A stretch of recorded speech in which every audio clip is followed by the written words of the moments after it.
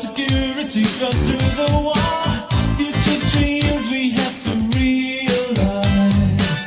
1,000 skeptic hands won't keep us from the things we plan, unless we're clinging to the things we prize.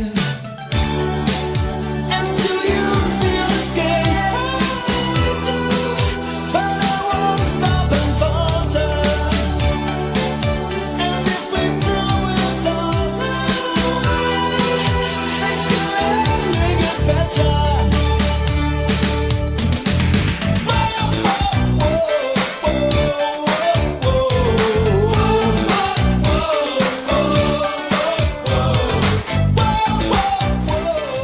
Good evening, good evening, good evening.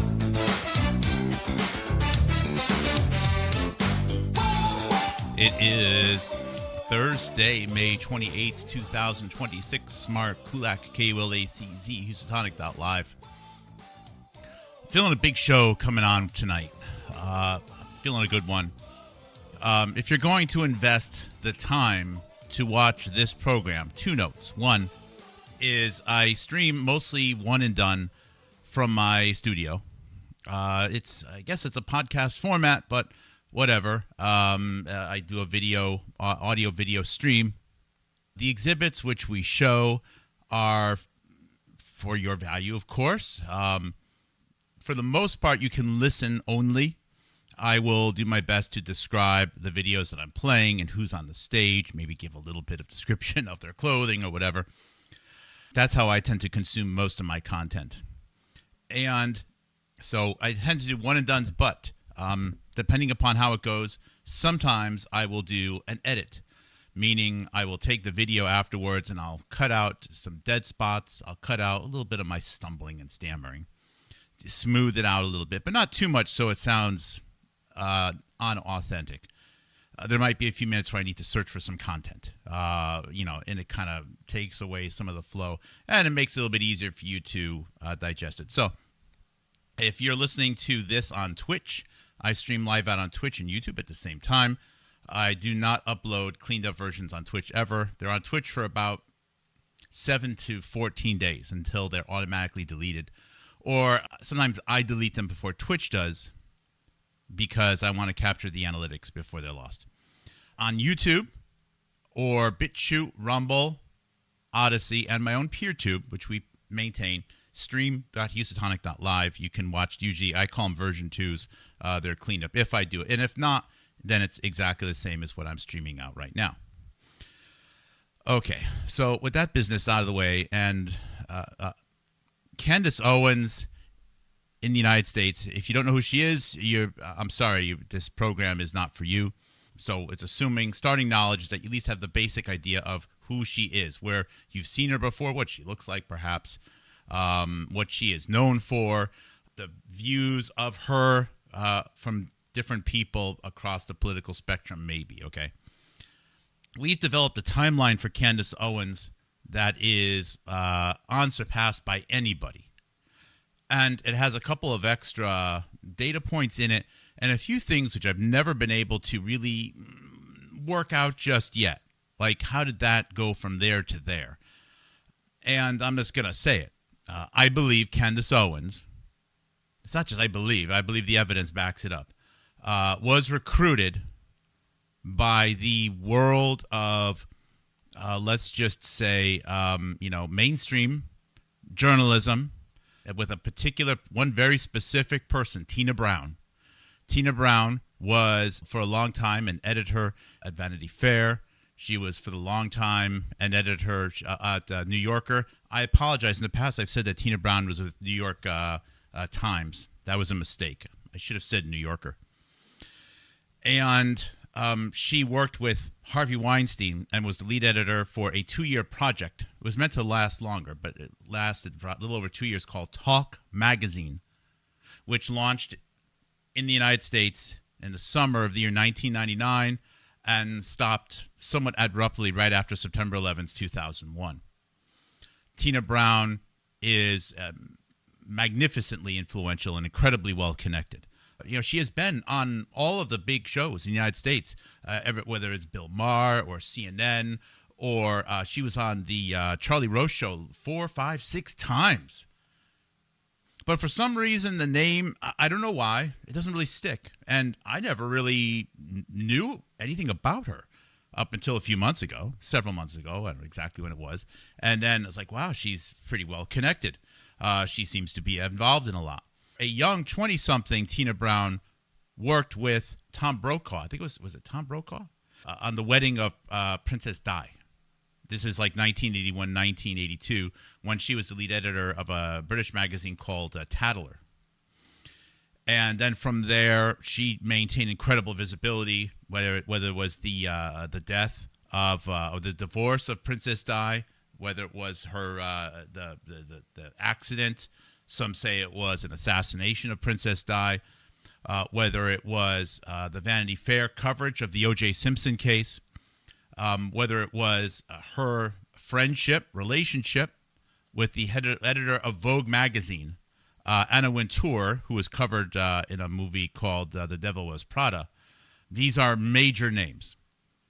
And I believe that Tina Brown, she works with very high-level people.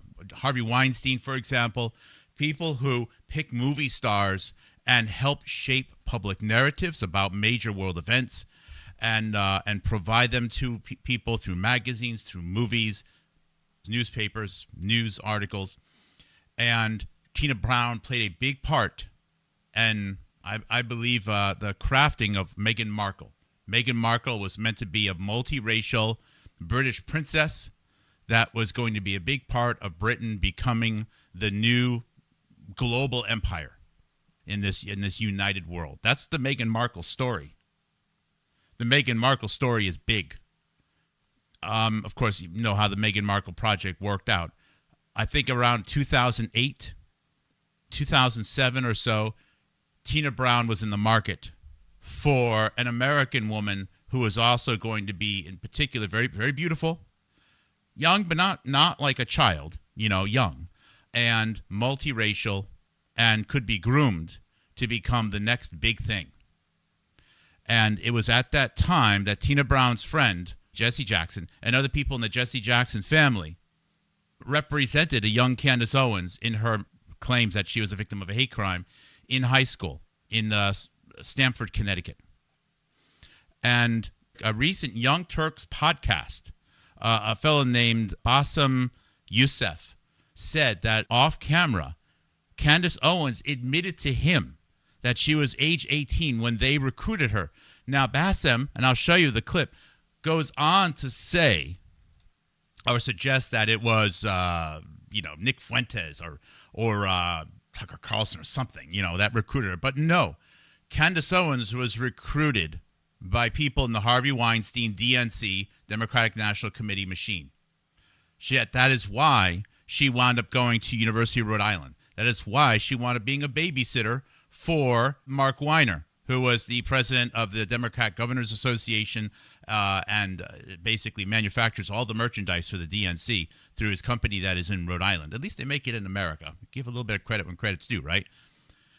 And why she got an opportunity on Wall Street, why she got to work for a year at Vogue magazine, which is where Tina Brown's friend Anna Wintour is the boss. And then through, I believe, Candace Owens. And for some reason, people don't quite seem to understand this. They think that I'm an admirer of Candace Owens or I'm a big Candace Owens fan. Look, okay, whether someone has political ideas that align with mine or not, okay, she's still an American. She's still another person in my country. My country has a debt to her, to give her the best life possible. And if I see someone who has a lot of fire, okay, and is willing to, put themselves out there and willing to fight and be scrappy, I'm going to say it, whether they're, they align with my political ideologies or not. And I think Candace Owens just went out way too far in the year 2016, she was getting to have a startup company. Everything was set up. They were going to get funding. She was going to get lifted in visibility. And then a couple of the people involved in a long story called Gamergate got into this online spat with Candace Owens. And Candace Owens had unhinged responses, and she didn't run it by anybody. She was kicked out of the machine. She failed the audition. And after the election of Donald Trump at the end of 2016, Trump becomes president early 2017, they needed someone like Candace Owens. They needed someone that was going to be multiracial, preferably. And it's disgusting that I even have to think about this stuff, because I want America to be a non-racial nation, like our boy Joshua Lederberg envisioned it. But it is what it is, okay? I mean, I'm saying why somebody else made the decision. I'm not saying why I made the decision. I'm saying why somebody else made the decision. And they needed someone who was, again, young, who could appeal to young Republicans, who could be part of the MAGA divide, and could capture the pro-Trump enthusiasm. They used Candace Owens. Candace Owens even called her campaign Blexit. Remember, Tina Brown just came out of England and it was involved in both Megxit and Brexit. The signs are there. Who's the only person to get a video interview of Harvey Weinstein in the last 10 years? There you go. It's Candace Owens. Candace Owens was on the U.S.-Mexico border with Steve Bannon 6 days before Jeffrey Epstein died in prison. What are the odds of that? I know it was 6 days before or after Steve Bannon saw Jeffrey Epstein, and then Jeffrey Epstein went on to go die.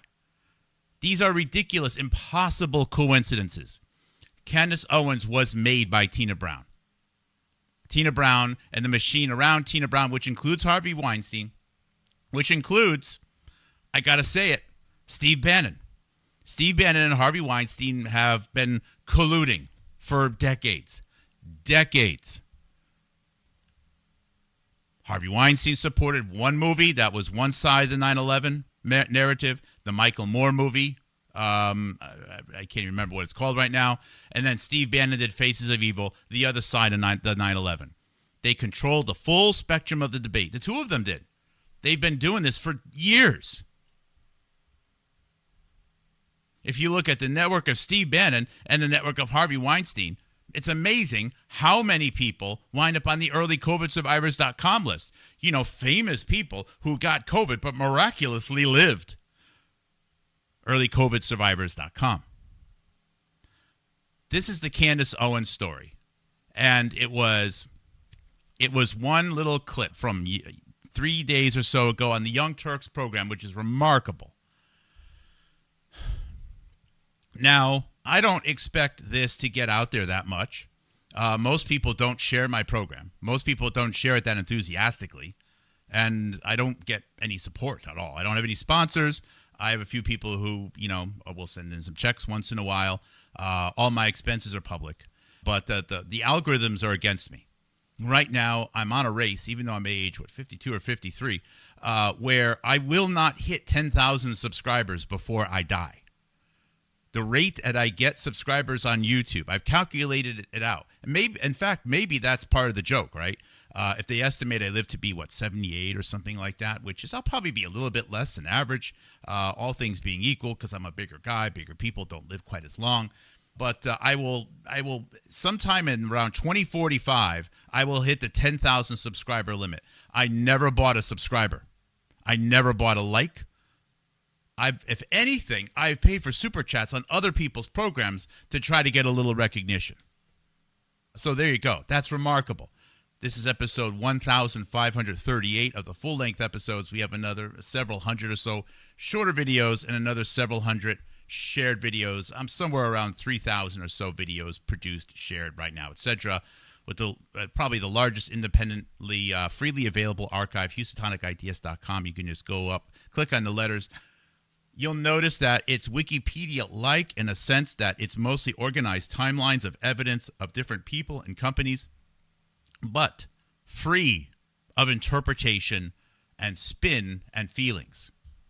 If you just organize the evidence on certain people or organizations chronologically, the story will speak for itself. If you genuinely have a full collection of evidence presented. Now, I have a lot of subjects which are barely more than what's available on Wikipedia. And again, one of my more famous lines, just because it's printed, that doesn't mean it's true. It's only true that it was printed. Hence, is the nature of all evidence that is out there. That's it. And you have to sort of analyze it from there. So, my room, as you can see, I'm about halfway done with the hardwood floor right now.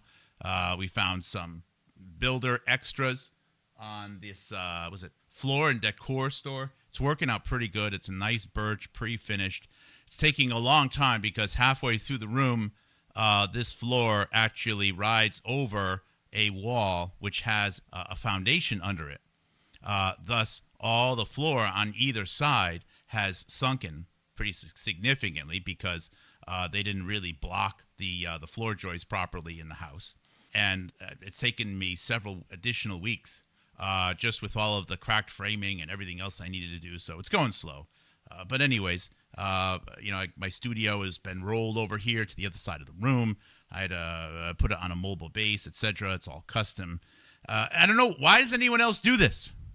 One of the reasons why I'm documenting this is to show why does every other person who doesn't have to wait until they're dead to get their 10,000th follower just pop up with beautiful studios, with their plastic plants and their lights and their multiple camera angles. They just pop. That's it. Just there you go. There's your $100,000 studio. They just appear out of nowhere.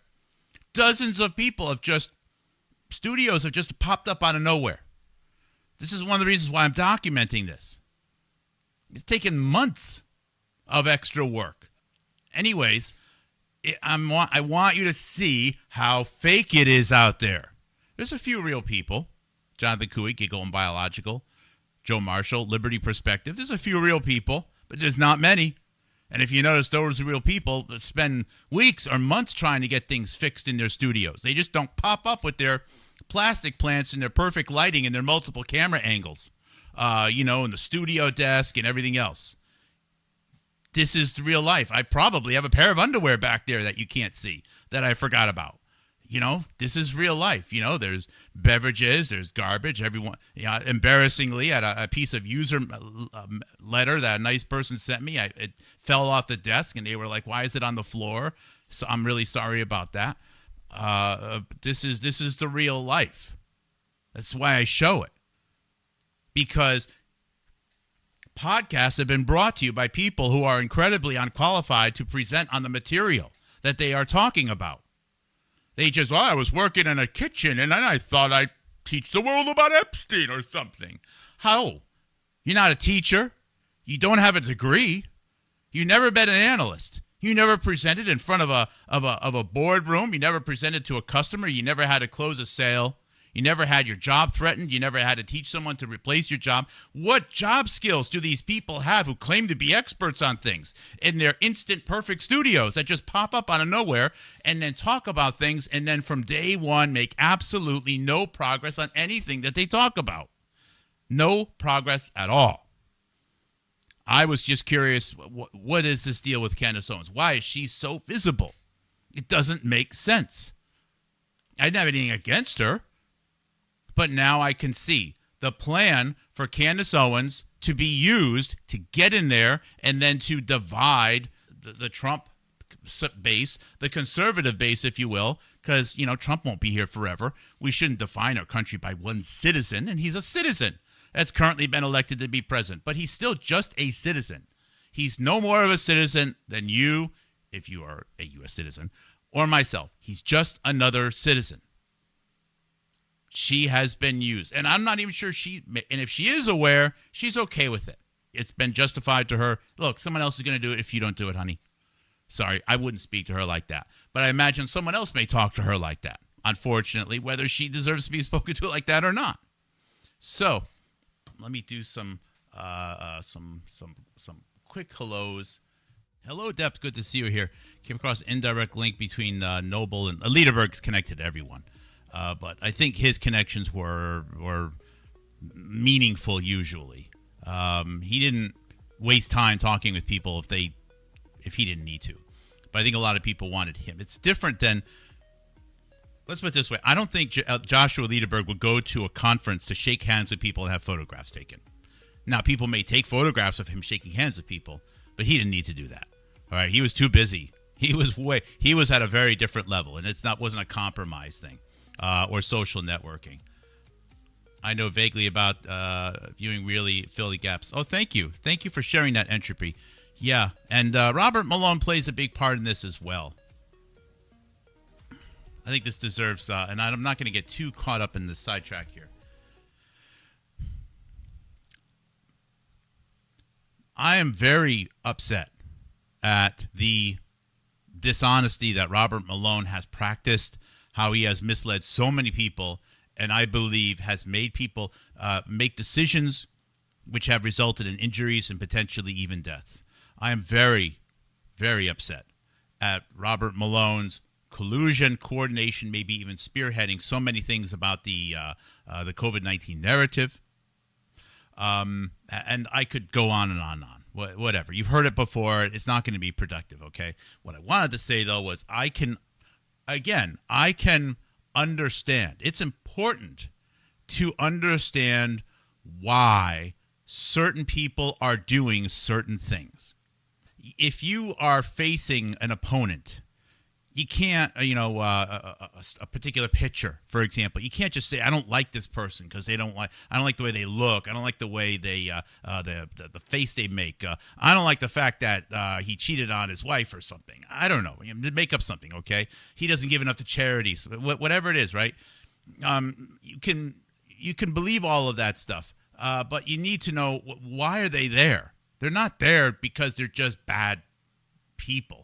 Why were they chosen? I can appreciate that Robert Malone has it is literally, in this case, it really is a 1 in a million or even more rare combination of experiences and knowledge and values.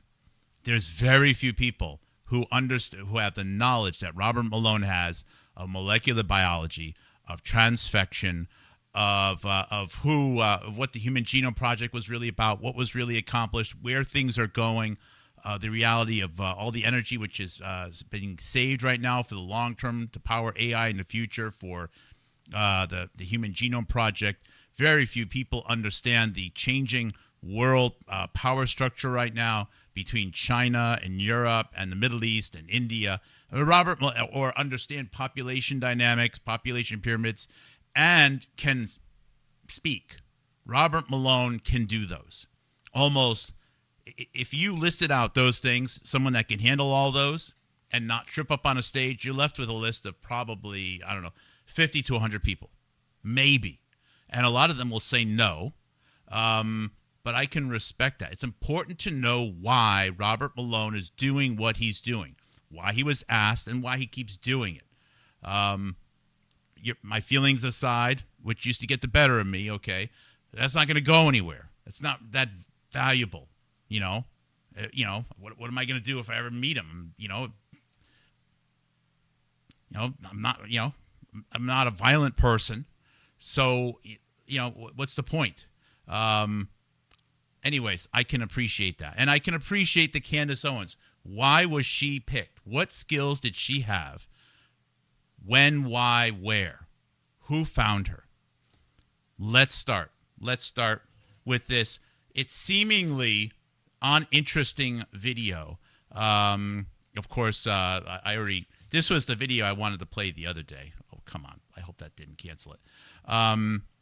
This was of Ann Coulter on a 2025 podcast, the Winston Marshall program, talking about how she met Jeffrey Epstein on September 10th, 2001. I don't necessarily know what to think about it. Whether she did or did not spend the day with Jeffrey Epstein it's almost unknowable. And I'm not sure the point. The point is that she's saying it because the story makes her sound absurdly bad. This is a little bit of a tangent. It just happened to be on the screen. But Epstein is a big part of it because Epstein was a magazine guy. He bought a magazine called Radar, whose editor, Meir Roshan, worked for Tina Brown. Most of what you know about Jeffrey Epstein, the reinvention, comes from Tina Brown's network. So if anyone dares to suggest that they wrote a book about Epstein, but never says the word Tina Brown, you instantly know that they too work for Tina Brown or are incompetent or a fraud. It's that simple. Because once you figure that part out, everything else falls into place. It is a name that cannot be mentioned. Just like most Americans right now can't hear about India. Most Americans, aside from the H-1B issue, don't hear about India at all. Marco Rubio, the United States Secretary of State, announced last week that India is now America's #1 trading partner. Not necessarily in terms of numbers today, but as far as priority, as far as relationship, India is #1. And I didn't see a peep on the internet about it as far as either left or right goes. We're just kept in the dark. Now, I want to be clear. I want the United States to have great relationships with as many countries as possible. I am not into this whole, I'm anti this, I'm anti that. Bullshit. Those days are over as far as I'm concerned. I'm sick of that. I want global prosperity, hopefully through local prosperity first. However, though, when I see or fear media and American politicians putting another nation first, even being silent on the opioid epidemic in the United States, which has many of its chemical precursors coming through India, I start to get a little frustrated. It's not about Indian people, though. It is about this machine. Anyways, and India plays into the Tina Brown story as well, as we will see. So, I have a lot of stuff to present. Grab a beverage, get comfortable. I hope you're cool. Thank you for joining, and let's get this show going. Again, you're watching the version 1, so it will be a little bit smoother on the version 2. Okay, here we go. Nope, this was actually the. I actually want to show the clip that I posted. Let's go to videos. It's only a 1-minute clip. Oh. Sorry, Dead Mouse. Okay, let's try this again. Except this time, let's give it a little bit of audio. Okay. And then Tucker and Megan start. Look at this cycle that Bassem set up. Bassem goes to talk to Candace. Candace then has a conversion, not just because of that, but partly because of that. And then Candace affects others, and then Tucker and Megan start to affect not just Republicans but independents. So tell us about your conversation. Are you sure? Can I say that? Spill the tea. Spill the tea. So now the man speaking. There's 3 people that on the screen. This is from the set of the Young Turks, TYT. And it's from, I think, 3 days or so ago. The Young Turks released a video short. I have Jonathan Cooey, Giga Ohm Biological, to thank for highlighting the clip because he heard one thing and then he reminded me about it. And I'm like, wow, okay. And at first it seemed important, but as it stewed, as I was sweating and working on my hardwood floor here, it became clear what it really meant. Okay. So the man in the middle is Sent Yeager, who is the one of the main people, the founder, I guess, of the Young Turks, TYT. There's I don't know who the female host is on the younger female blonde host is on the right, and on the left is a man, gray hair, kind of, a little bit stoic looking, Bassem Youssef, who I guess is also part Turkish or Egyptian. Again, sorry if I'm a little bit off there. Now, they asked about Bassem Youssef about 3 months ago. Actually, it was in January of this year, 2026. Had a 1 hour and 40 minutes, at least that's how long the aired part was, interview with Candace Owens, which I did not watch. I've unsubscribed from her channel. I sort of know what she's going to say before she's going to say it. And I'm usually right. Again, that's not because I'm just smart or something, but you see the patterns, right? So, but that sometimes you miss things because little things creep out. And so the prejudging entirely can fail me. But so every once in a while I need to be nudged. Hey, did she actually said this? I'm like, oh wow, that's interesting.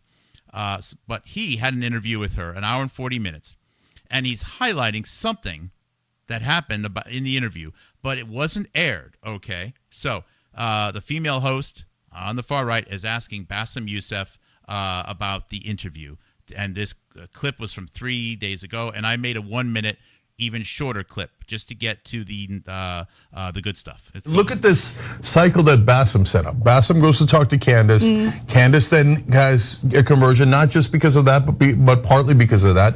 And then Candace affects others, and then Tucker and Megan start to affect not just Republicans but independents. So tell us about your conversation. Are you sure? Can I say that? Spill the tea. Spill the tea. So off camera, I was asking Candace, I was like, you seem to be very smart, but you were parroting propaganda. I mean, how did this happen? He said, like, you don't understand. Yeah. They get us from a very young age. I was picked up when I was 18. And then from whom? The circle that they put you around you, like picked up, like Ben Shapiro, the Daily Wire, all of that. Okay, so he says that they picked up Candace Owens. He said that Candace Owens told him off camera. Candace Owens told this Bassem Youssef. I'm sorry, I'm not familiar with his background. I apologize. Candace Owens said to him off camera, okay, in the interview, so we can't see it. We have to take his word for it, that she was picked up by them, meaning the narrative controllers, the script writers, the playwrights, whatever you want to call them, okay? The Tina Browns, the Harvey Weinsteins, the Steve Bannons. He doesn't say them, or she didn't say them, but she said she was picked up at age 18. I don't know if that means 18 on the nose, or 18 could have been 17, could have been 19. I think I would leave a few months or a year wiggle room there. But he then says that it's Ben Shapiro. Now I have zero evidence, and I've never seen anyone present evidence or even suggest that Candace Owens knew Ben Shapiro when she was 18. Or 19, or 20, or 21, or 22, or 23, or 24, or well into her mid-late 20s. None. Zero, nada, zero. So, maybe if he were asked to comment on this, I'm sure Bassem Youssef would say, well, I meant 28. But I'm sorry. You don't mix up 18 and 28. You can mix up maybe 28 and 38. But, if you're an adult, that there is a Grand Canyon between age 18 and 28. You barely recognize people. And I don't mean just physically. Physically, you may look pretty similar, but as far as maturation goes, wow. I'm embarrassed. My 28-year-old was embarrassed by my 18-year-old version. Well, not totally, but and then you expand from there, right? But he meant 18. So Candace Owens, again, it doesn't mean it's true, but it is true that he said it. And then you have to take whether it's printed, whether it's on audio, and you have to then think about it. Well, does that make sense? And who is saying it? Why are they saying it? You have to weigh that in, right? Because you can't just assume that everything that's printed and everything that's on video is true. It's only true that it was captured on video. It's only true that it was printed. That's it. You then have to go to the next level of metadata analysis. Is this right? And if you think about it, you start putting the pieces together. I don't know why he would make up such a story, right? I think Bassem Youssef is, for the most part, unaware of the full story of Candace Owens. There's no reason for him to know Candace Owens' full story. He doesn't watch my program. I'm sure he's not on my Patreon. So why would he know? Why would any of these people know? The less they know, the better. They already got enough on their mind, for real. So I'm actually being sympathetic right there. So with that said, let's go over here and let us go to the HughesAtonicITS.com or HughesAtonic.live archive. Click on the O's and go to Candace Amber Owens, born 1989, all right? Born 1989, and scroll down a little bit. And when Candace Owens was 18, When Candace Owens was 18, she was involved in these potential hate crimes in high school. Some people have thought that she made them up, fabricated them. There were payouts. I don't know. I don't know if they happened for real or not. I don't think we even need to resolve that, okay? But it is true that their allegations were made. That is true. It is true. It's in the papers. There's court documents. The NAACP responded, according to this Trunking News, which is a local outlet, March 26, 2007. NAACP, the National Association or Academies, I think Association for the Advancement of Colored People in the United States of America. And then there's this 1-minute video clip, which I will play. This is among the most censored videos that I've ever found. Now, I don't mean censored as far as the government is taking it down, but Stefan Molyneux and his handlers, which include people like Steve Bannon, have been actively removing every copy of this out there. The full 1 hour I still have available, but it's the 1-minute version that you need to see. Okay, let's play the 1-minute version here. This is Candace Owens being interviewed by Stefan Molyneux, who looks totally perplexed for some reason, which I can't quite understand. On September 10th, 2017, this is several months after the first term of President Trump's first presidency started. Sure. I only knew one person in the car that night. It was a case of high school drinking, and she's obviously referring to her case in high school. I don't like this girl. I'm going to call her and let's shout into the phone. And the argument that I had with that friend was like I was hanging out more with my boyfriend. It was something very, very petty and not a big deal, but ended up blowing up because one of the individuals in the car who I'd never met in my life was the current governor of Connecticut's son, Governor Daniel Malloy, who is a Democrat. So instantly it was front page news. I went into school the next day, told the teacher. He was like, you have to tell the principal. The principal heard it and, freaked out and called the cops. And next thing I know, I'm front page throughout Connecticut newspapers. And of course, we've got local chapters, not Black Lives Matter, Al Sharpton, Jesse Jackson. They want to be there. They want to meet on the front steps. And Al Sharpton, Jesse Jackson.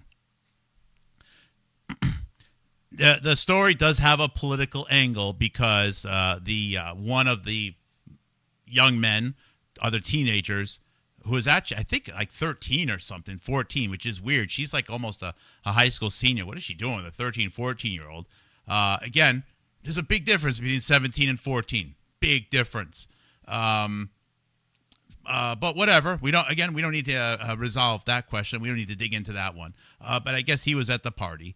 And he was the son of Malloy, who I think was the mayor of Stamford, who was running for governor.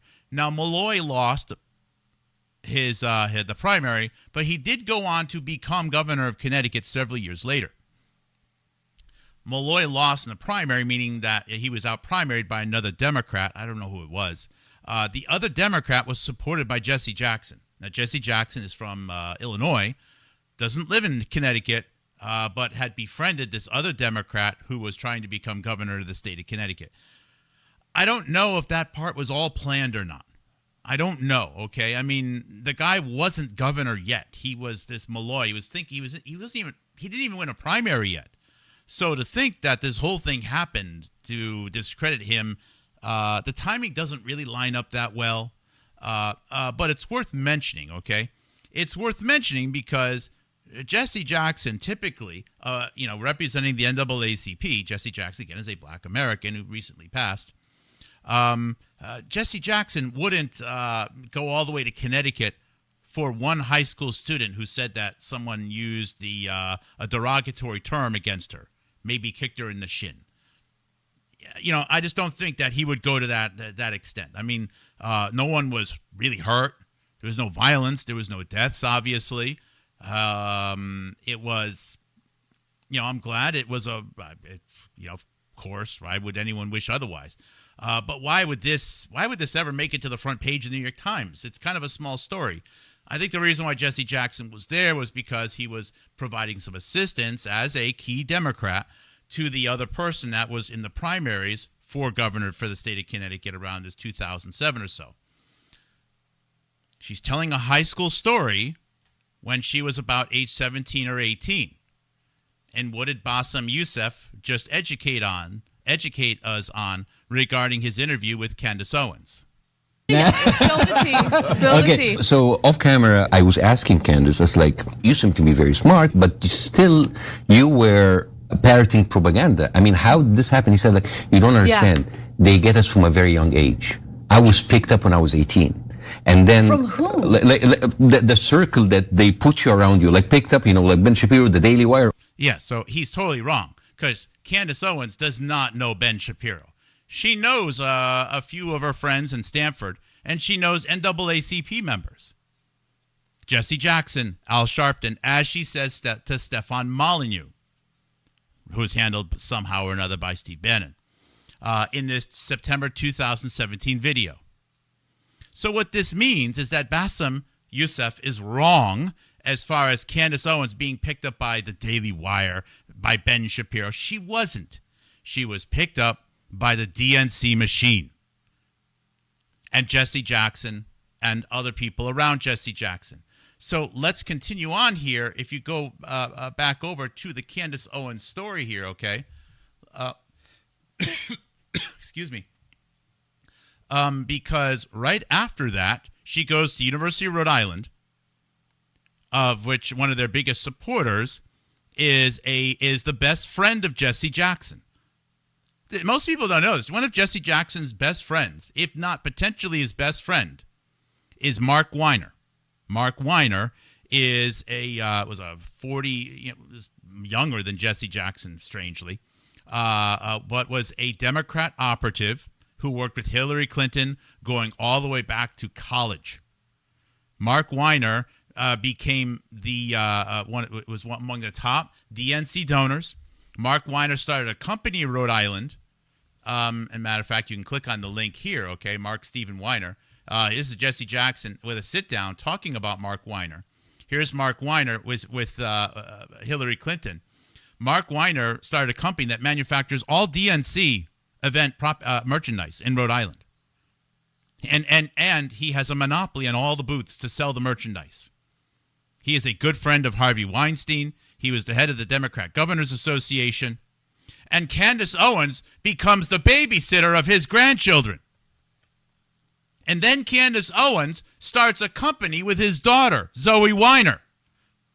Zoe Weiner, by the way, went on to join Teen Vogue. In fact, Candace Owens and Zoe Weiner are around the same age. After Candace Owens almost graduated University of Rhode Island, she went to New York City with Zoe Weiner. And they both got a job at Vogue, working for Anna Wintour, Devil Wears Prada. How does this shit happen? By coincidence? No, it doesn't happen by coincidence. It happens because Candace Owens was signed up already, exactly as Bassem Youssef said, age 18. Candace Owens said, Jesse Jackson. And then from there, Jesse Jackson's best friend, Mark Weiner, Zoe Weiner, Candace Owens goes to New York. Candace Owens works for Vogue magazine. And then Candace Owens starts a company with Mark Weiner's daughter, Zoe Weiner, called Degree 180 Social Autopsy, where their whole job was to crack down on people being bullies online. How MAGA is that? That is the most, and again, I'm not a MAGA person. I love America. Does that make me MAGA? I don't know. I don't even know what MAGA means anymore. It's like 1,000 different definitions. But the point is, if you think about what we are supposed to believe MAGA is, what could be anything less MAGA than having a website where you can basically tattle on people? The social autopsy thing with Candace Owens. So Candace Owens, this whole effort of hers crashed, and it crashed after she blogged about some open letter to some other people at the this is a young Candace Owens, by the way, with some other people who happened to not like the idea of the platform that she and her partner Zoe Weiner were suggesting, and those people were involved in this very difficult to understand weird saga called Gamergate. Gamergate. you don't need to know much about Gamergate. It's something to do with video games, and there was a threesome or something, and sexual freedom, and people posted this, and then there were mean responses, and I don't know. I don't care. Purple hair. I don't know. Okay. I have my floor to finish before I die. And I need to stream every day so I can get to 10,000 subscribers by the year 2047 before I die. That's my goal. All right? Talk about dream big, baby. Hardwood floor, 10,000 subs by the year 2047. Can I do it? Anyways, let's keep on going here, because she crashed and burned because all of the people involved in Gamergate, people like Zoe Quinn, came out with daggers on Twitter and were pissed at Candace Owens. And then Candace Owens did these long blog posts where she shared pictures of her. They're definitely Zoe Weiner's grandkids. Talking about doxing and everything else. And she was posting emails. She was posting private information on email threads. Her future was now being threatened, and she spent 2 days over a weekend going bonkers on email, on these blog posts. And then you know what happened? They pulled the plug. And after they pulled the plug on her efforts, she wound up having a couple more events. And then eventually she wound up in a situation where she couldn't pay her rent anymore. And then she wound up getting, some face fungus or something, and things were bad. But the good news is that during that year, Breitbart started to blog about Candace Owens. 2016. And Breitbart, thanks to the unfortunate, untimely, and highly suspicious death of Andrew Breitbart, is under control of Steve Bannon. The same Steve Bannon whose little boy, Stefan Molyneux, is interviewing Candace Owens in 2017. Because Steve Bannon has a need to get someone who can become the lead, who can do the Blexit, right? Just like they had Brexit, Megxit, now we need to do the Blexit. Candace Owens is going to be that face. And it's going to be, Candace Owens is going to be promoted at the Charlottesville rally. She's going to get to become the co-chair or something like that, along with Charlie Kirk. She's going to be put on Joe Rogan. Everyone's going to say she's the greatest thing since sliced bread, even better than sliced bread. She's everything about America. She's a future Princess Diana of America. And then after some things happen, COVID, Trump, whatever, she is now saying, well, Trump lied and Trump isn't really America. And my message isn't to you that Trump is America, okay? My message to you is that it's textbook. And she is now being claimed to be, corralling people, getting people to find their senses again. By no less than Tina Brown. If you look at Tina Brown's own blog posts, she says that Candace Owens is the tip of the spear at dividing the Trump base within the United States of America. That's crazy. Now, with that said, now we need to dial it back a little bit. Okay, this is, I don't know exactly when this was recorded. This is Tina Brown on a Chicago station. I think that all of at least 18, 20 years ago. It could have been much longer. It was saved by someone named Zoomco. I don't know why. Risco, Annie Leibovitz, and Tina Brown for Vanity Fair. All right. WBBM Television, sharing the spirit of Chicago. From Chicago's news team, this is Channel 2's First Edition. By the way, don't forget that Jessica Hawkins, it was her dad or her father-in-law, I think it's her dad, was a news station producer in the Chicago area. Good afternoon. The race for mayor of the city of Chicago is grabbing center stage again today, and we will have some of the major players live by minicam. Mayor Washington and Jesse Jackson will check in here by satellite from Atlanta, Georgia. The candidate Edward Oliak will fire off some tough new charges here by minicam from downtown. And also in this news hour, we will turn our cameras on the photographer of the famous Annie Leibovitz and some of her friends from Vanity Fair magazine. Vanity Fair, you may have heard that name. It seems the name always... Okay, so I thought he actually says that Jesse Jackson and Jesse Jackson had known Tina Brown. So here we go. Sometimes just use Google AI. What the hell, right? In 1988, when Jesse Jackson was running for president, Tina Brown, serving as editor of Vanity Fair at the time, famously championed a major profile of Reverend Jesse Jackson during his groundbreaking 1988 presidential run. The piece in Vanity Fair, run by Tina Brown, highlighted his magnetic charisma and his role in opening doors for black journalists locked out of mainstream political coverage. Tina Brown is connected with Jesse Jackson. And let's just repeat it, okay? And as Bassem Youssef said, 18-year-old Candace Owens was recruited by the system. And then let's go back again over to here to be reminded that an 18-year-old Candace Owens in high school was already in contact with Jesse Jackson. So an 18-year-old Candace Owens is one hop removed from Tina Brown. One hop removed. One hop removed in the year 2007. And Candace Owens, I guess, confessed in an off-camera discussion with Bassem Youssef. According to Bassem Youssef 3 days ago, at age 18, she was recruited. But she didn't know Ben Shapiro, or was he even born then? Ben Shapiro then, or Fuentes, or any of these other clowns. She didn't know any of them.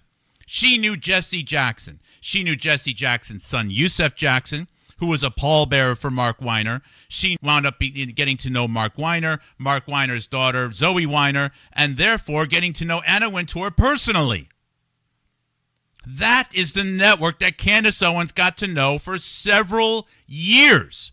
Several years before Ben Shapiro, Tucker Carlson, Fuentes, and the rest of the not really MAGA, not really like in America ass clowns. But how would Bassem Youssef, in his defense, I don't know much about him yet, how would he know this? Of course he doesn't. He hears 18, and he eagerly shares the story, thinking that she was actually recruited by them. But she wasn't. She was recruited by the DNC machine. She was recruited by Tina Brown. Tina Brown was probably in the market for someone like her. A young, attractive, multiracial, American, well-spoken. You know who else Tina Brown was a big part of making? Meghan Markle. Meghan Markle is exactly what they wanted. A multiracial, beautiful woman, maybe American, maybe some Indian, who the heck knows, to make England this diverse, global empire, whatever. They are making kings and queens. They are finding people to fill the jobs. And Tina Brown covered the Princess Diana marriage. Tina Brown was one of the main people covering O.J. Simpson. Tina Brown started a magazine with Harvey Weinstein in 1999 called Talk Magazine, primarily funded by Miramax and Harvey Weinstein, which is the only magazine in the world that had an expose on Osama bin Laden before 9/11. You think Tina Brown is just a nobody? Oh, by the way, just for some shits and giggles here, sorry I'm using that word a little bit more liberally lately, but whatever, if it keeps the energy going, right? This show where they have Tina Brown here. Rolling Stone, Life 14, and its rebirth in 1983. You can now see the most striking images of Vanity Fair in an art exhibition at Marshall Field's State Street store. The exhibit is called The Artists of Vanity Fair, a collection of photos, illustrations, and other fine art. Two of the artists are here with us today. One, Annie Leibovitz. Remember, Peter Duke was said to be the Annie Leibovitz of the alt-right. Peter Duke. whose mom and brother worked for Rand Corporation and whose other brother is a pharmaceutical executive pre-COVID in the Los Angeles area. Just another midget married to a woman half his age taking photos of a naked 12-year-old woman using an American flag to cover her breast. This is Peter Duke. Pedophile Duke, as I prefer to call him. Annie Leibovitz of the alt-right Peter Duke, whose friend Chuck Johnson at the Daily Caller broke all kinds of crap stories, fracturing the United States of America. Why Annie Leibovitz of Vogue and Vanity Fair has been called the finest portrait photographer of her generation. Her pictures have been staring back at us for years now, from magazine covers of Rolling Stone, Life, Esquire, and Time. Robert Risco consistently turns the exaggerated into sublime, once quoted as saying... And this is a much younger Tina Brown. I don't know if this is pre-9/11 or post-9/11, the date of this particular interview. And you can see even her style is very Princess Diana-ish, okay? Tina Brown is. You can learn a lot more about Tina Brown by going to Wikipedia, Tinabrown. Tina Brown. This is a more recent photo. She's born in 1953, a British and American journalist, magazine editor, columnist, broadcaster, author. She is a former editor of Tatler, 79 to 1982, Vanity Fair from 1984 to 1992, The New Yorker magazine from 1992 to 1998. Remember, ever hear the Daily Beast? You know all that things about Daily Beast layoffs, Daily Beast articles about Trump and everything. 2008, 2013, she started the Daily Beast. It's not like she's not relevant anymore. From 1998 2002, Tina Brown was chairman and really, of Talk Media, which included Talk Magazine and Talk Miramax Books. In 2010, she founded the Women of the World, a live journalism platform to elevate the voices of women globally. How many fake podcasters with their instant studios and plastic plants, perfect lighting, and multiple camera angles that pop up in the middle of nowhere, how many of those women received either business help, business connections, something or other, some boost, some mentorship via the Women in the World conference to find young, attractive, we're going to get the eyes, going to get the clicks, female journalists to either lead people on the left or mislead people who are trying to figure out the world who might have be of a, conservative political predisposition. Anyone that claims to be talking about Jeffrey Epstein, and I mean everyone, I'm talking to you, Ian Carroll, you little putz. If you never mention Tina Brown, you're a loser. I don't want you to be a loser. You're almost a couple decades young. I want you to be a successful, happy man, good American, but you are being a loser right now if you think you are helping anyone understand anything without mentioning Tina Brown. You are acting like a loser, Ian Carroll. I'm sorry. You are. We had 1 million drug overdose deaths just from opioids in this last 12, 14 years. 1 million. Our baseline was 17,500 a year in the year 1999, all drug overdose types. And then we just go up to 110 or 15,000. No one gives a shit or even mentions it. Not even you, Ian Carroll. You claim to be protecting the victims. Bullshit. Anyways, Tina Brown is all over the place. And oh, by the way, just for your records, only one person out there went out and bought every issue of Talk Magazine. Right here. Every single one. I got them. I scanned them in. The only downloadable archive. Because I gave them away for free. Because my mission is to have people apologize with tears in their eyes for allowing the drug epidemic to happen. I want someone like Jayanta Bhattacharya or someone who supported him to look into the camera and say, yeah, we let that happen to murder people, to adjust demographics, and then sell it as a deadly novel virus. Yeah, we're that sick. We're that depraved. And I think that's one of the reasons why I will never be a Democrat. Democrats mean if you murder people, you get away with it if you win.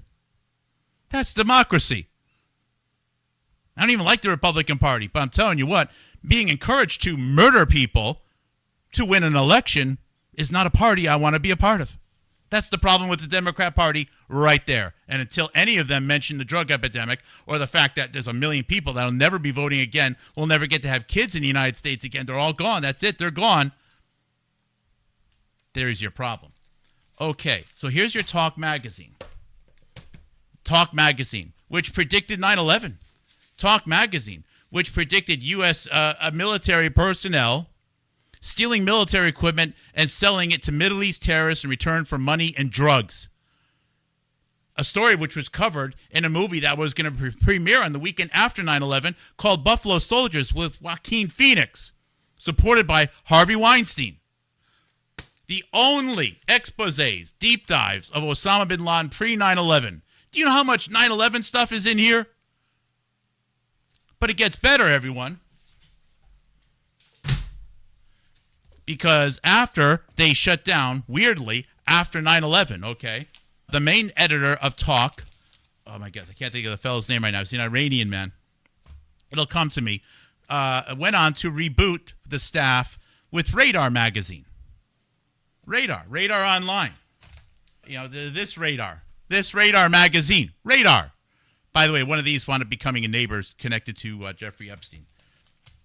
Radar magazine, where you won't even believe it. Radar magazine. This is, Mayor Oshan. That was the guy who worked with Tina Brown. And because you know who owns, as of 2005, who owned this magazine?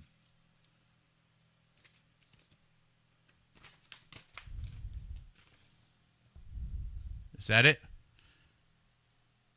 Jeffrey Epstein. Jeffrey Epstein bought the magazine, or at least funded the reboot of Talk via a lot of the staff from Talk. Jeffrey Epstein did. Jeffrey Epstein. Mayor Oshan of Iran. Tina Brown's old staff. Jeffrey Epstein. The same Jeffrey Epstein that was also involved with some supermarket guy or something like that. With this, I don't know what it's called, this something house, which I believe gave employment for a little while to Meghan Markle. You know, the other princess that was being groomed by Tina Brown. Oh, and you know who became the owner of Radar after Jeffrey Epstein? You won't even believe it. You won't even believe it. With Dirty Harry on the cover, nonetheless. Who became the owner after him? Who became the owner after Jeffrey Epstein? Oh, my goodness. Who is it? I'm just, let's see, Mayor Roshan, editorial. It's going to be hard to read on this page, so you can download it, okay? Yusef Jackson. Oh, but Yusef Jackson's dad is Jesse Jackson. Jesse Jackson is a person that was with Candace Owens in 2008, in Candace Owens' own words. So if you think it's a bit of a stretch to say that Candace Owens had a connection with Tina Brown, well, Jesse Jackson's own kid eventually bought the magazine, or the staff, Mayor Roshan, that was Tina Brown's magazine. It is effectively, this is what you call a certainty. The odds of these things all being true out of a coincidence is zero. Now, it's possible if you were to say, hey, what are the odds that, you were at the airport at the same time this person was at the airport at a different gate? Like, incalculable, weird, I guess. But, certainly not a pot. That's coincidence. No, this isn't just coincidence, random stuff. This is basically proof. Candace Owens was groomed exactly as Bassem Youssef said Candace Owens told him. Age 18, she was picked up. What this means is Candace Owens obviously doesn't know who I am yet. This is why they got Candace Owens streaming from a basement. She probably got shackles around her ankles right now. You just see like this part of her. Like that's it. It's just Candace Owens in a basement somewhere. There's no natural light. We have no idea where she is. She could be on the International Space Station for all we know. We have no idea where Candace Owens is. She's supposedly in a basement somewhere in Tennessee, streaming with the same stupid cross, her CIA mug. Oh, I'm so clever, CIA mug. And who the hell knows what else, That massive, 500-pound cross. It looks like it's just going to tip over any minute and crush her head. Stupid studio, plastic plant. I can't stand plastic plants. No plants at all. At least make it a Lego plant, for God's sake. Sorry for the blasphemy. Anyways, let's listen to Tina Brown in a rather interesting interview in her own words. Okay. In her own words. Now, we know she was a big supporter of Jesse Jackson going all the way back to 1988. Let's listen to Tina Brown in November of 2007. She's on NDTV, which is a main news station in India. One of those things that you can't mention in the United States. India. India. Harvey Weinstein named his daughter India. India. Oh, by the way, we're going to get to Steve Bannon right now being the co-chair of the Republican Hindu Association and what that all means. But we'll get there in a minute. This is NDTV, year 2007. And you're watching Classics.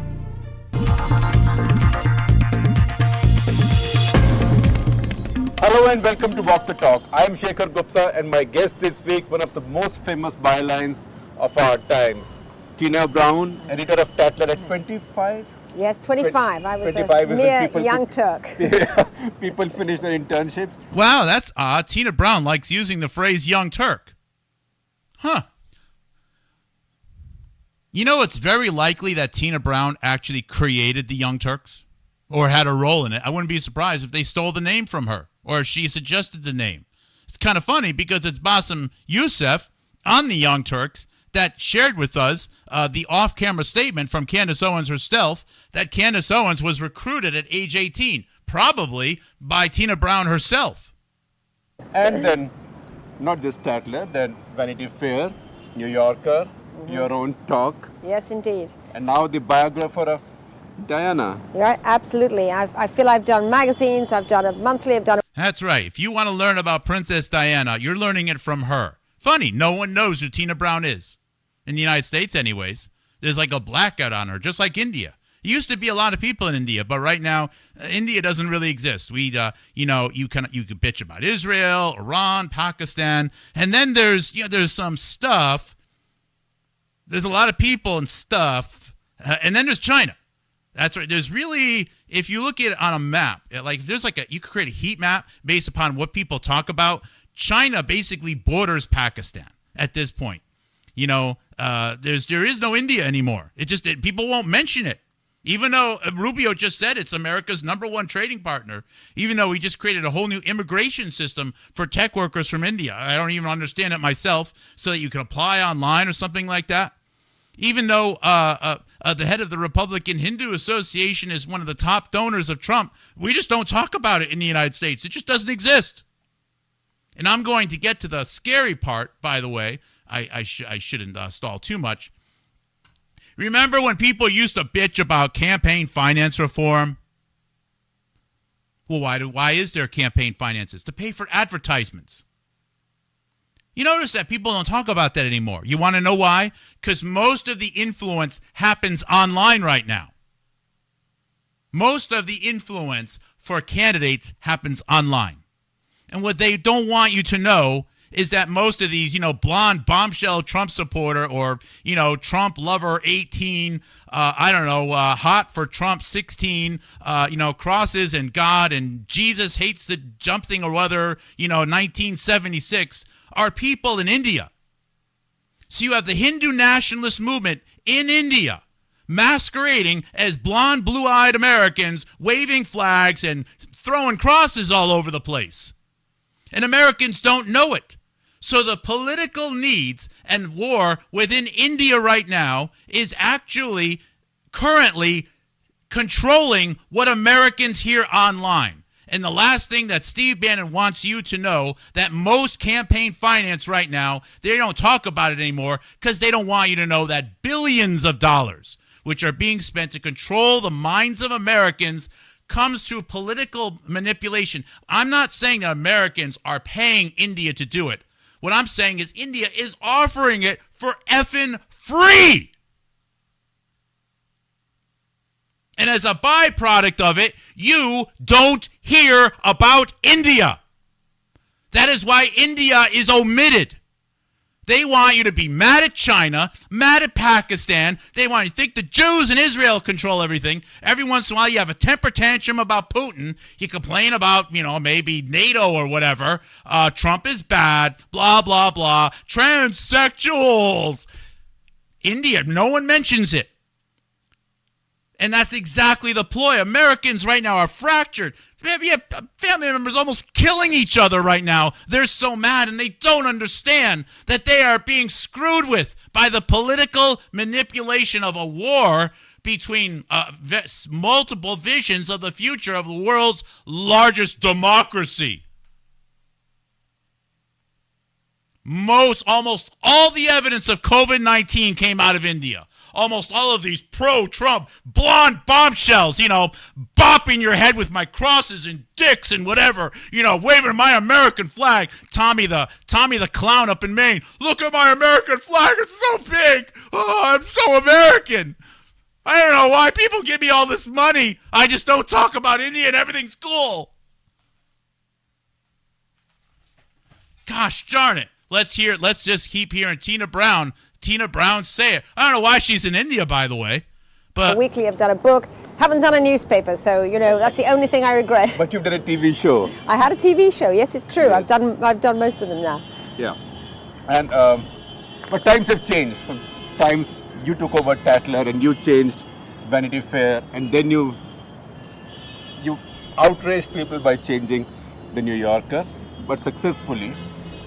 To now, there was no YouTube, no Facebook then. No, I think editing now has never been more complex, actually. I think it's a very, very hard thing for editors today to keep their focus. Right. Because they're being assailed from every direction by this ambient news that... Just to put it into perspective, November 2007, she's having a stroll about controlling the full spectrum dominance, okay? November 2007...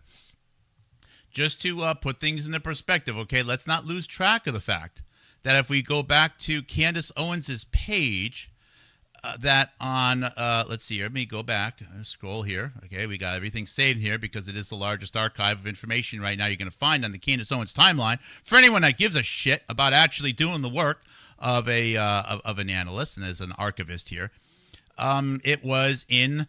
let's see here. Her first race-based claim, NAACP, was March 26, 2007. So just a few months before this stroll where she's talking about full dominance, Candace Owens is going through being the victim of a hate crime in Stanford High School in Connecticut. Okay, Tina, let's keep on talking. Everywhere they go, and to keep that focus and to keep yourself aware of what the sort of priorities are, I think is very challenging. You need to keep people aware of the priorities. You need to have them permanently glued to a phone and constantly reminded that Trump is bad. And constantly reminded that Israel controls everything. Oh, Epstein and pedos and stuff. Who wrote the Epstein story? You're looking at it. The Epstein story was written precisely to do what it does. So Americans are arguing with each other over this pedophile, I guess, that owns islands and flies people around and does weird, creepy stuff. Never actually killed anyone. And we have to not talk about a drug epidemic in the United States. Most of the fentanyl precursors come from India, by the way. Even though it's killed 1 million people because Epstein. And this is why Whitney Webb, Joe Rogan, Ian Carroll, every one of the other manipulative ass clowns that claims to be showing any type of truth about Epstein, they will never mention Tina Brown. They'll never mention that Jeffrey Epstein owned a magazine. Never, ever, ever. Gun to their head, they won't say it. Even though I would think a deep dive expose about Jeffrey Epstein would be pretty well illuminated by the fact that he owned a magazine. No one will share. I've still, maybe maybe if I'm lucky, if this goes really hot and viral, maybe I'll get 10,000 subs by the year. 2045 right now instead of 47. I can't get views. I can't get I can't get them. It's impossible. It's remarkable. By the way, censorship means you're not seen. Anyone with 100,000 subscribers who says they're censored should be laughed off the boat. Anyways, Tina Brown, keep on talking. Keep on talking, Tina. But take us back to your times at Tatler at the ripe age of 25. Well, I had this wonderful break, which was that Tatler was this tiny little magazine, and I was given the chance to edit it. And, my motto is if you don't have a budget, get yourself a point of view. I mean, there was only a staff of 12, but I picked people who just simply had a lot of attitude. And where there was no budget, we simply were enterprising, which I think is a great sort of challenge and a good thing for young journalists. Rather than join some big august organization where they're just basically, skivvying around being the intern, much better to take over something small where you just haven't really got any budget and you have to be inventive. Or constantly complain about the fact that the other guys have so much money while I take the tube. Exactly. That was the whole game. But we also had one big lucky break at Tatler, which is that the Princess of Wales story broke. Right. Princess Diana, Lady Di, became the great social story. We were the social magazine, and Diana was to the Tatler what O.J. Simpson in America was to cable news. I mean, in the sense that it was the big story, and we were right in the heart of it because it was a social magazine. And that right there is among the scariest things. I'm not going to get too into it now, but there's something about the O.J. Simpson story right now that is really irking me. I don't know exactly what happened as far as what the crime was or wasn't. I don't know. I'm not making any statements, but I know that I remember being in college. I remember feeling like America was being ripped in half because of O.J. Simpson. I remember actually rooting for him to be found guilty. Now, I'm in college. I'm like, 21 or so? 21 at the time, give or take. Why would I do that? Because I'm lighter skinned and he's black? I was encouraged to feel that way by Norm Macdonald, who every weekend on Saturday Night Live would read all the OJ things, and then the crowd would applaud, and I'd be like, well, I guess we should be rooting for the OJ thing right now. We should be rooting for him to be found guilty. America was ripped in half because of O.J. Simpson. I had no business having any interest in that story or any wanting, him to be guilty or innocent. I don't know O.J. Simpson. I don't know Nicole, his wife. I don't know the victims. I don't know the circumstances. Why? I mean, allegedly, 2 people are dead. This is terrible. Hopefully there's justice. People need to focus on their jobs. Why? And then I realized that her magazines, the Vanity Fair, were again part of this, ripping a part of America on these social issues. Just like Jeffrey Epstein. We're referring to Vanity Fair articles, just like Jeffrey Epstein. We're learning about Jeffrey Epstein from a magazine that Jeffrey Epstein owned. We have family members that won't talk to each other anymore because of differences of opinion about Trump and Epstein and Israel and Obama and Biden and this and that. Why? How could anyone possibly know what's going on with any of these things? I must have watched, I didn't watch it every day, but most Americans watch dozens, if not hundreds or thousands of hours of OJ stuff, and we still don't know what really happened.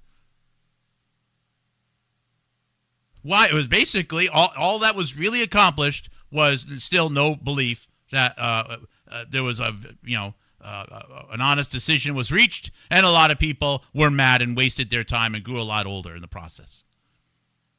Thank you, Tina Brown, and whoever told Tina. It's not like Tina Brown is the kingmaker here, okay? The point is Tina Brown is in a position where she knows how to do her job pretty well, I presume, which is why she's asked to do it. Her dad made some movies, her family isn't necessarily that connected. Sometimes people are in the right place at the right time, have the right skill set, and have a particular drive. And the drive to have someone like Tina Brown do what she does for decades is real.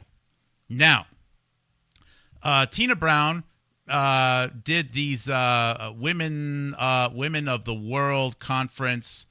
Let's see if I can find it here. Let's go to, again, wrong keyboard. Sorry. Women World Tina Brown, which conveniently ended right before COVID. So, Women in the World, excuse me. And I mean, there are several women's organizations like this, advocacy for women in the sciences or in the corporate workspace. And I mean, for the most part, these things are great. The capabilities and the challenges that meet many women in the professional world, I'm sure, are unique to women. And, why should guys be telling them any more than, the challenges, the strengths and the challenges of men, being told by women. Sometimes it's nice to have some, your own gender, whatever, giving you a little bit of advice, a little bit of coaching so you can identify them, okay? These things are generally good, social networking, etc. Fine. Now, she started it, I think, in 2010 or 2018, and the names are big. Oprah Winfrey, Kathy Griffin. I don't know who Glenda Jackson is. It could be a Jesse Jackson relative. There's lots of dancers. I don't know if Tulsi spoke there. There's one of the wife of one of the Jonas brothers. Wenda Sykes, Anna Wintour. Interesting. Of course, that makes sense because Anna Wintour and Tina Brown. Anna Wintour, right there. By the way, boss of Candace Owens. Candace Owens worked for Anna Wintour. When you say Candace Owens worked for Vogue, Vogue doesn't have 10,000 employees. When I say I worked at EMC or Dell, these companies had tens of thousands of employees. And most of them I never met. I met a few people in my own group. Sometimes I would speak at a conference. I'd get a lot of handshakes, a lot of names. I'd forget, right? I usually knew the customers better than I knew the people working at the own company. But when you work at Vogue, you're talking a few hundred. You're talking maybe less than 100, maybe 50 or 70. And that means that Anna Wintour, by this time, already knows Candace Owens. Because Candace Owens interned at Vogue magazine with the daughter of Mark Weiner. Mark Weiner, one of the best friends ever of Jesse Jackson. Jesse Jackson, who saved Candace Owens, I guess, or recruited her in 2007, 2008, exactly the same time that Tina Brown suggests, or I should say Candace Owens suggested to Bassem Youssef that she was recruited. And it would have been probably through Jesse Jackson or Youssef Jackson, recruited by Tina Brown. Anna Wintour may have met Candace Owens as early as age 18. That's very possible. You meet this attractive American, little bit of a New York City, Southern Connecticut accent, Candace Owens. I can tell she talks like she's from Southern Connecticut. I can identify the accent. I don't know what it is, but I can identify. Sort of like I can tell how Lee Meng Yen is a New Yorker. Because every once in a while, I can hear through her accent, and there's things that she says. And which is strange, because she was married in New York City. Almost like she's pretending about who she is, too. Saved by Steve Bannon. Steve Bannon likes to help people lie about who they are in fake accents, I guess. And you can look at Meryl Streep, who played Anna Wintour on The Devil Wears Prada. And you can just go on, through the list and, come to your own conclusions. But among the list of people who spoke at the Women in the World event, okay, which was held in India, who spoke there were Zoe Quinn and another female, I believe, from Gamergate.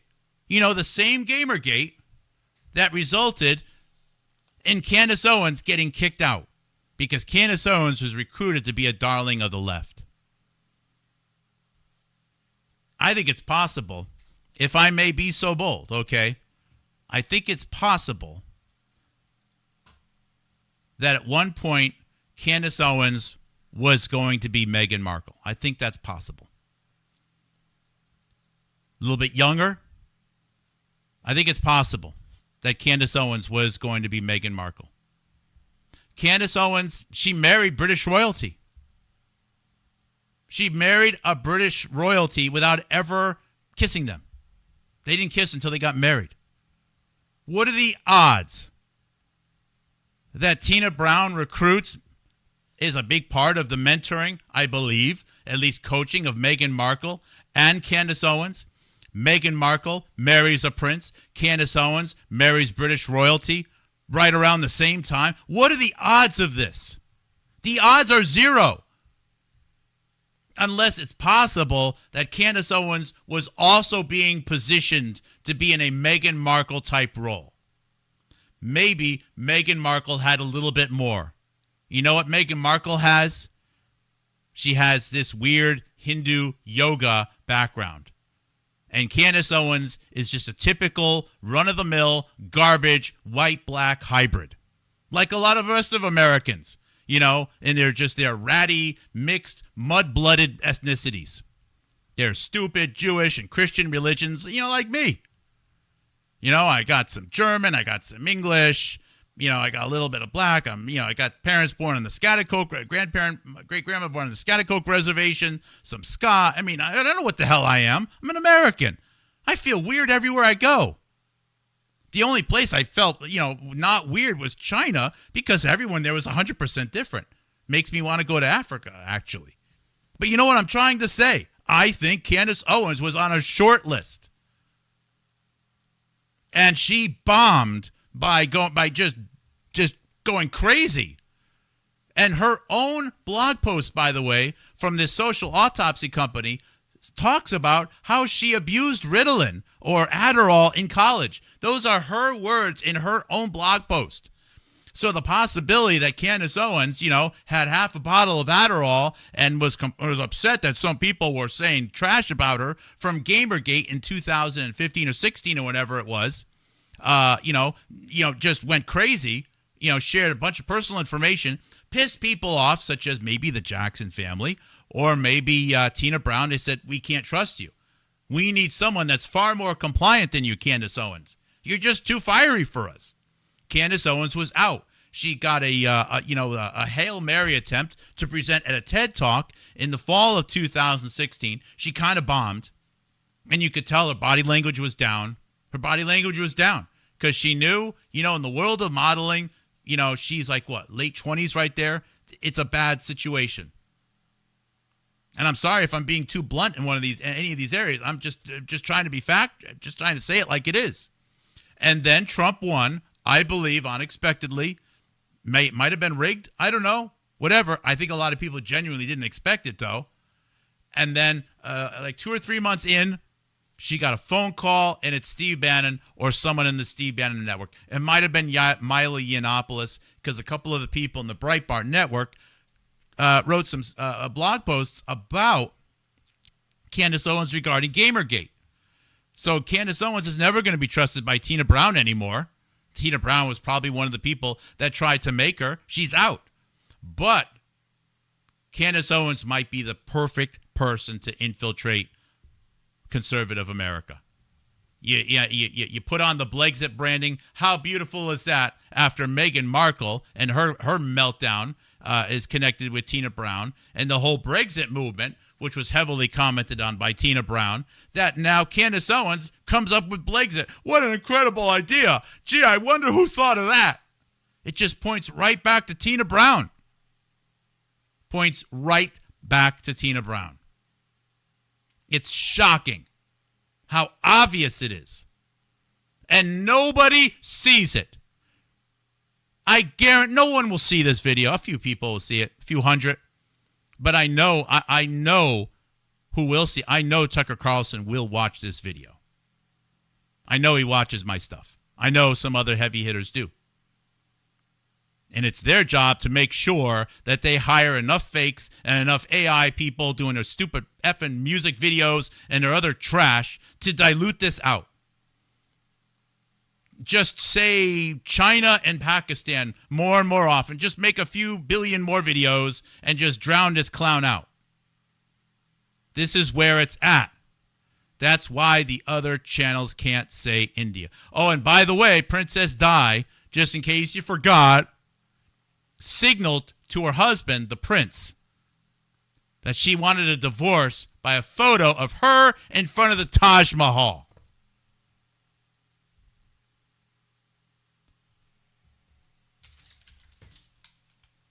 So far, my analytics, good news, some good news. My analytics are up for the month. This month, I will have the most views I've ever had on an average daily basis, even if I don't post another video. It is Thursday, May 28th, 2026. I don't believe I'm actually going to be, I may not post any more videos this month. I think I'm actually going to take a break. I need to finish this floor. We got some family stuff to deal with. Good stuff, by the way. Some bad stuff too. But whatever. That's just the way the world is. I love you guys. Thank you for support. Thank you for listening. God bless. Good night.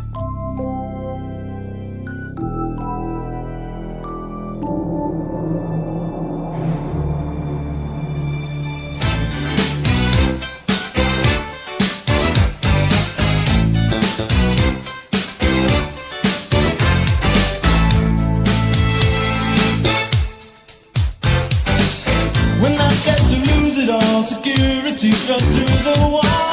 Future dreams we have to realize.